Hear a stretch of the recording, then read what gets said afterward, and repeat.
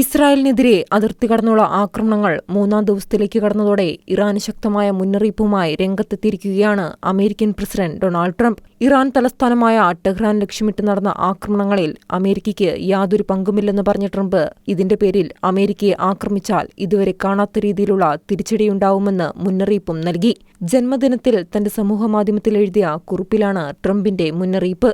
ഏതെങ്കിലും വിധത്തിൽ ഇറാൻ ആക്രമിച്ചാൽ മുമ്പൊരിക്കലും കണ്ടിട്ടില്ലാത്ത വിധത്തിൽ യു.എസ്. സായുധസേനയുടെ മുഴുവൻ ശക്തിയും നിങ്ങൾക്ക് കാണേണ്ടിവരുമെന്നും ട്രംപ് സമൂഹമാധ്യമത്തിൽ കുറിച്ചു. ഇറാനും ഇസ്രായേലും തമ്മിലുള്ള നിലവിലെ സംഘർഷം പശ്ചിമേഷ്യയിൽ പൂർണ്ണതോതിലുള്ള യുദ്ധമായി മാറാൻ സാധ്യതയുള്ളതിനാൽ ഇരു രാജ്യങ്ങളും തമ്മിൽ സമാധാന കരാറിലെത്തുവാൻ മധ്യവർത്തിയായി പ്രവർത്തിക്കാമെന്നും തനിക്ക് എളുപ്പത്തിൽ ഒരു കരാറുണ്ടാക്കി ഈ പോരാട്ടം അവസാനിപ്പിക്കാൻ സാധിക്കുമെന്നും ട്രംപ് കൂട്ടിച്ചേർത്തു.